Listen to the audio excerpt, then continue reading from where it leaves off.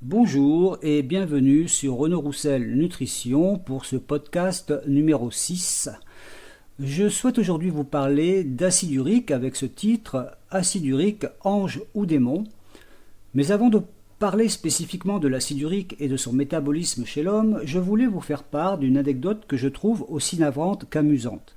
Des chercheurs américains ont récemment découvert des lésions osseuses caractéristiques de la goutte sur des squelettes de tyrannosaures, une maladie qui serait indubitablement liée à la très grande consommation de viande de ce dinosaure. Alors certes, pourquoi pas, je veux bien l'admettre, mais ce que je trouve déplorable, c'est la comparaison immédiate faite avec la goutte chez l'homme, qui serait elle aussi relative à une consommation trop importante de viande, ce que l'on croit depuis fort longtemps d'ailleurs.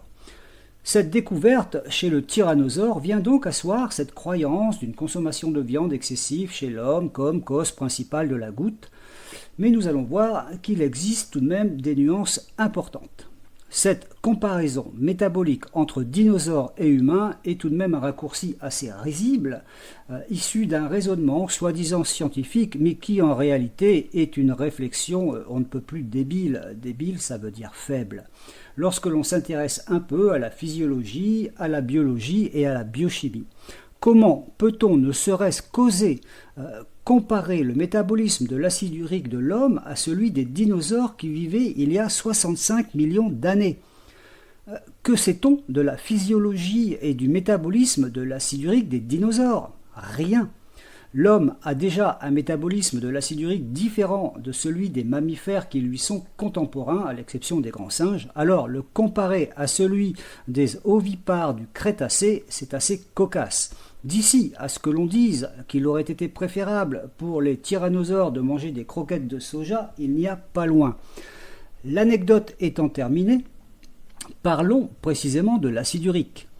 Ne vous formalisez surtout pas avec les termes techniques employés car il faut bien, pour rétablir quelques vérités, expliquer certains processus métaboliques. Mais ne retenez, si vous le souhaitez, que le sens des propos, le message global et la logique.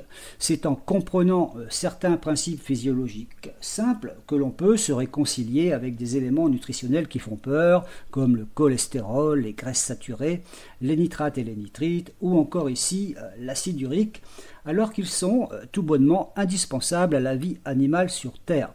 Si ces mêmes éléments peuvent être corrélés à des pathologies graves, ce n'est pas en raison de ce qu'ils sont chimiquement parlant, mais en raison d'un trouble métabolique global dont le point de départ est toujours l'inflammation chronique et l'insulinorésistance.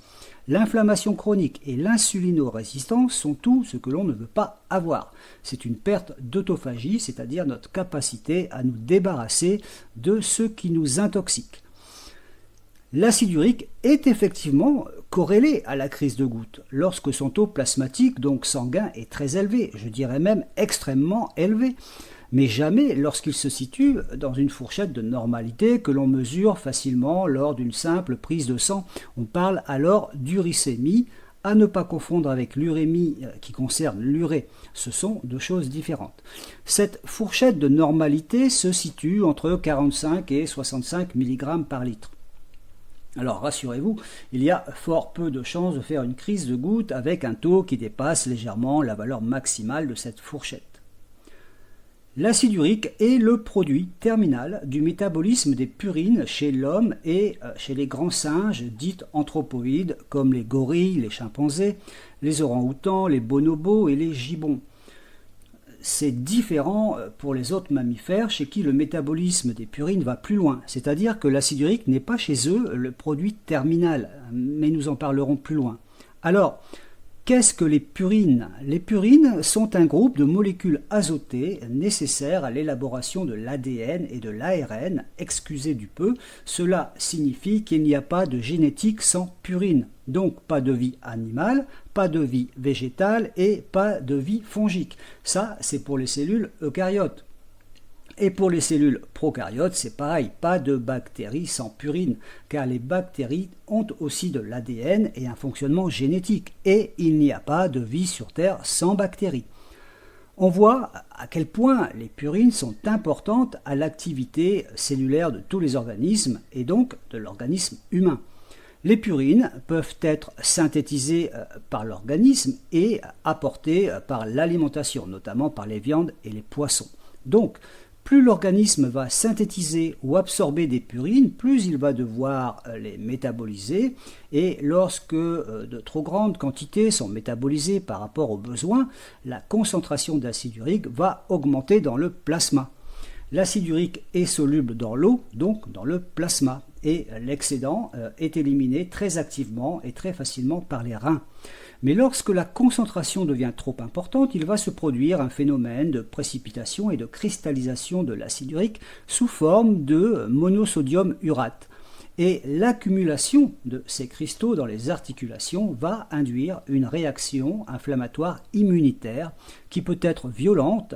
On parle alors de crise de goutte aiguë. Cette réaction se situe souvent dans l'articulation du gros orteil, ce qui peut aller jusqu'à créer des lésions osseuses, ce qui est de toute façon extrêmement douloureux. Mais cette réaction peut parfaitement se dérouler dans d'autres articulations et d'autres tissus. L'accumulation peut avoir lieu dans la paroi interne des artères et initier un processus d'athérosclérose. Les artères coronaires sont sensibles à l'accumulation de ces cristaux, ce qui peut induire à terme un infarctus ou plus loin un AVC. Donc, trop d'acide urique, c'est la goutte, certes, mais également des maladies cardiovasculaires. On ne va surtout pas demander à une personne qui présente un très fort taux d'acide urique de se désintoxiquer au sauna. Là, on risque de faire claquer une coronaire. Ce serait une faute professionnelle grave. Dans ces conditions d'accumulation de cristaux et d'inflammation réactionnelle, les artères perdent leur élasticité et la tension peut grimper dangereusement. C'est une situation de dégradation des cellules endothéliales de la paroi interne de l'artère, avec une incapacité à produire de l'oxyde nitrique, un composé chimique gage de la souplesse de l'artère, de sa capacité à se dilater. Le problème est donc inflammatoire par une réaction des acteurs immunitaires de l'immunité innée qui vont détecter les cristaux en concentration grâce à des récepteurs spécifiques en nombre à leur surface, les toll-like récepteurs, notamment 2 et 4. J'en parle beaucoup dans mon livre Santé métabolique, immunité, microbiote. Mais le processus inflammatoire vient également par réaction d'un complexe multiprotéique interne appelé inflammasome NLRP3 qui déclenche la voie inflammatoire des captases qui implique la production de cytokines, des molécules de signalisation, elles-mêmes pro-inflammatoires qui vont déclencher à leur tour une autre voie inflammatoire appelée NF-κB. Ne prenez pas peur avec tous ces termes techniques, mais retenez que c'est une réaction inflammatoire en cascade qui se met en branle, une inflammation qui va ainsi devenir systémique et qui, comme toute inflammation systémique, va induire assez rapidement une insulinorésistance. L'insulinorésistance est vraiment la source de toutes sortes de problèmes métaboliques chroniques. L'inflammation systémique est donc vraiment ce qu'il faut éviter à tout prix. L'acide urique en excès est la source d'une pernicieuse inflammation chronique qui va déstabiliser le fonctionnement intracellulaire et induire une forte production de céramides. J'en parle également beaucoup dans mon livre. Des graisses à très longue chaîne de carbone bioactives qui vont interférer avec la signalisation de l'insuline et induire une insulinorésistance. Ce processus existe également avec un trop fort taux de palmitate, une graisse saturée dans la cellule. Trop de palmitate et trop d'acide urique qui induisent une trop forte production de céramides, qui induisent à leur tour une insulinorésistance, il n'en fallait pas plus pour incriminer la viande, mais nous y reviendrons. Donc nous, humains, ainsi que nos cousins les grands singes, avons un métabolisme des purines dont le produit final est l'acide urique, qui peut devenir problématique lorsqu'il est en trop grande concentration dans le sang. Les autres mammifères ont une enzyme que nous n'avons plus, qui est l'urate oxydase ou uricase, qui métabolise l'acide urique en un autre sous-produit, l'allantoïne, plus soluble encore dans l'eau que l'acide urique et plus facilement éliminé par les reins. Donc l'homme et les grands singes chez l'homme et les grands singes, le produit terminal du métabolisme des purines est l'acide urique, et chez les autres mammifères, le produit terminal est l'allantoïne. L'homme et les grands singes sont dites uricotéliques, les autres mammifères sont dites allantoïnotéliques, c'est-à-dire qu'ils n'accumulent pas l'acide urique dans le plasma grâce à une enzyme, l'uricase, dont nous avons perdu, nous humains, la capacité génétique à synthétiser. Alors, est-ce un problème? On pourrait croire que oui. Eh bien, c'est tout le contraire, et nous allons voir cela tout de suite. Alors, pourquoi avons-nous perdu la capacité génétique à produire l'enzyme permettant d'aller plus loin dans le métabolisme des purines? On ne le sait pas exactement. Certains scientifiques pensent que cette évolution génétique est corrélée à la marche debout, car l'acide urique participe à l'augmentation de la tension qui permet la marche debout. D'autres pensent que cette évolution génétique est corrélée à une immunité évoluant vers une plus grande efficacité.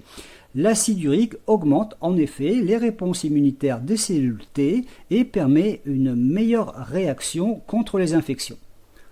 De toute façon, ce métabolisme des purines qui se limite à la formation d'acide urique est notre grande chance, car l'acide urique apporte, entre autres, une excellente protection antivirale.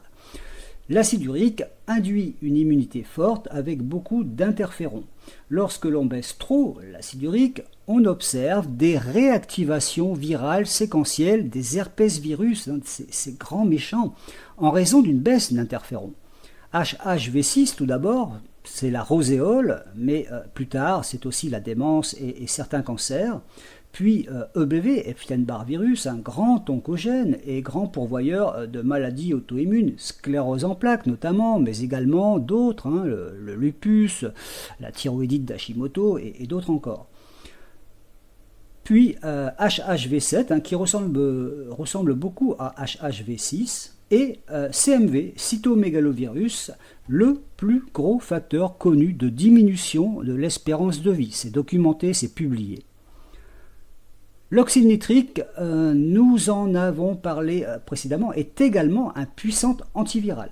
Une flore buccale saine produit au moins 50% de l'oxyde nitrique de l'organisme, ce qui fait sens puisque ce gaz très présent dans la sphère ORL est chargé de garder la porte d'entrée qu'utilisent largement les virus, les grands méchants de la grande famille des herpès-virus notamment. Cette porte d'entrée, c'est la bouche. Pour cela, il faut beaucoup de nitrates et de nitrites puisque les bactéries de la bouche transforment les nitrates de l'alimentation en nitrites qui seront convertis en oxyde nitrique dans l'estomac. Nous verrons à la toute fin de ce podcast quels végétaux nous apportent la flore buccale nécessaire à la bonne conversion des nitrites en oxyde nitrique. L'acide urique est également un très puissant antioxydant. Plus encore que le glutathion, bien connu, est considéré comme le roi des antioxydants. Plus puissant que l'acide urique, il n'y a que la mélatonine. Et l'acide urique est l'antioxydant, donc extrêmement puissant, protecteur du système nerveux. Donc, trop peu d'acide urique, c'est un risque considérable de maladie de Parkinson.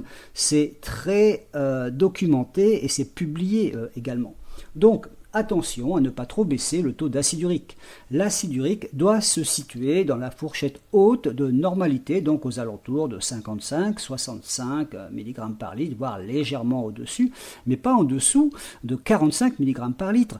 Lorsque je vois lors de mes consultations en nutrition des taux de 35 mg par litre, je m'inquiète et je conseille à vivement s'affairer à le remonter. L'acide urique est un excellent antidépresseur.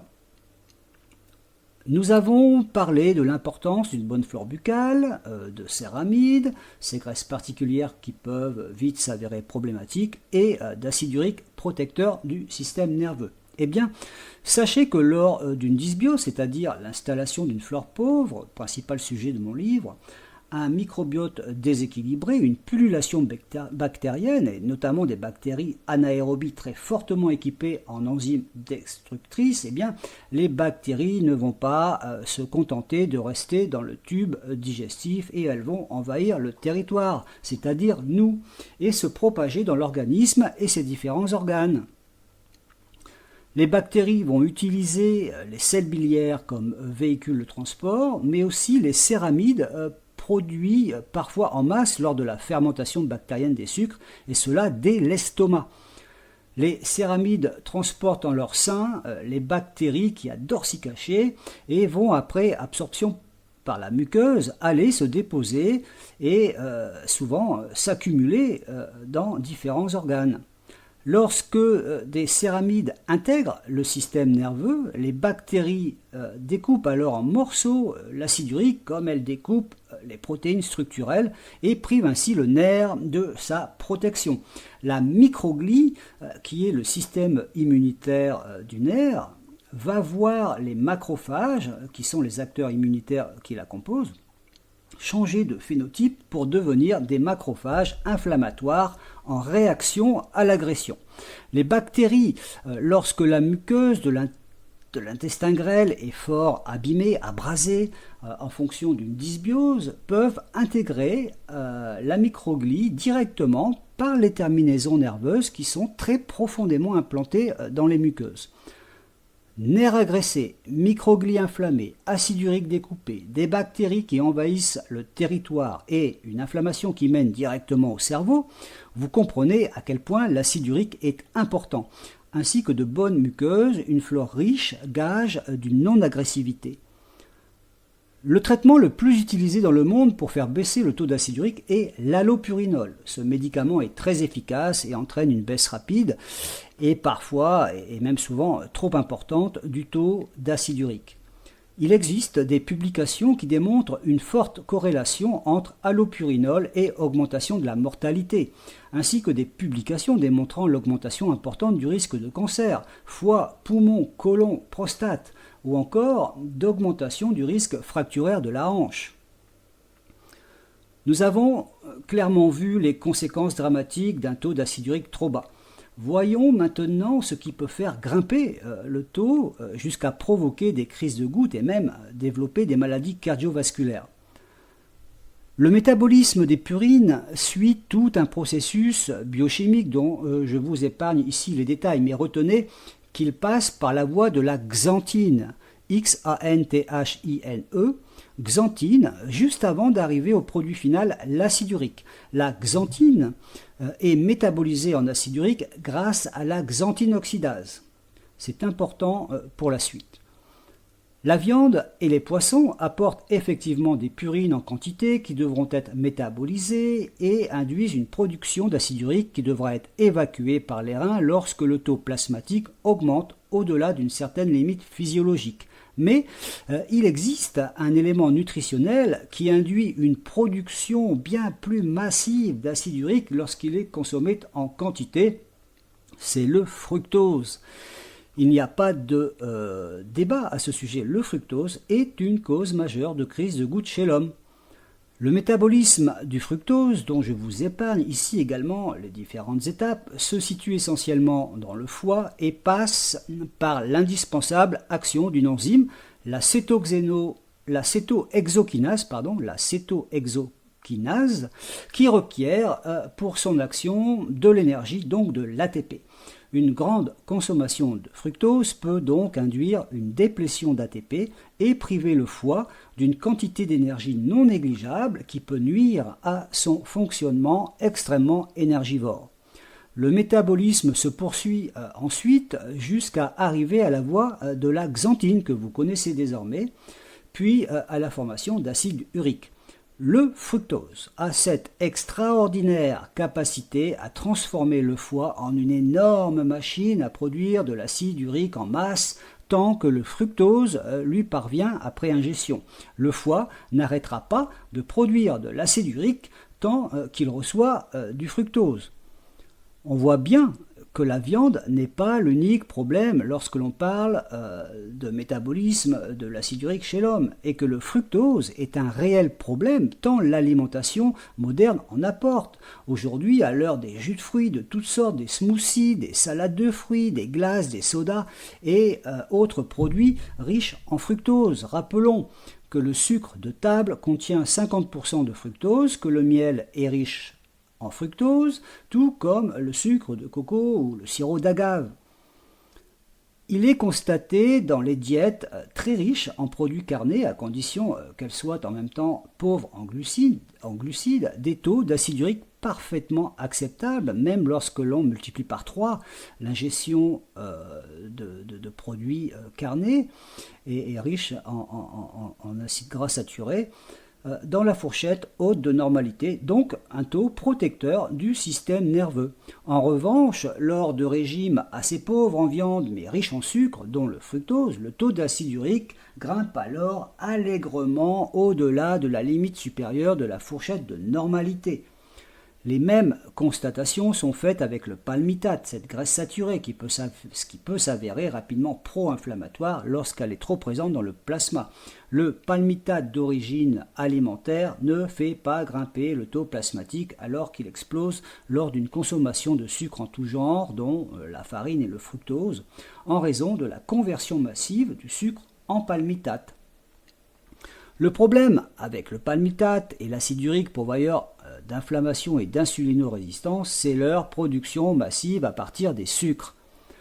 Je suis pour une alimentation pauvre en sucre, voire très pauvre, pourquoi pas, car elle permet toujours de faire baisser les différents marqueurs inflammatoires et également l'insulinorésistance. Et j'aime y intégrer les légumes et plantes à feuilles vertes pauvres en sucre pour leur apport en polyphénols qui sont de très bons éléments anti-inflammatoires et également pour leur biote riche en bactéries qui permettent, lorsqu'elles intègrent la flore buccale, la production d'oxyde nitrique. Choux chinois, blettes, orties, brocolis et bien d'autres sont les bienvenus dans une alimentation pauvre en sucre à condition de les blanchir avant la cuisson. Les diètes cétogènes sont très intéressantes pour l'action anti-inflammatoire et antioxydante du bêta-hydroxybutyrate, un corps cétonique.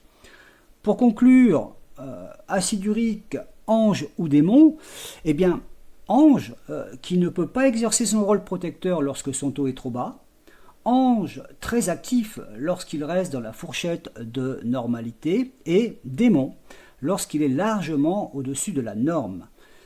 J'espère vous avoir appris quelques petites choses au sujet du métabolisme de l'acide urique et surtout de vous avoir aidé à comprendre et à accepter son impérieuse nécessité.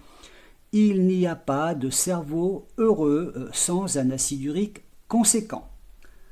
À bientôt.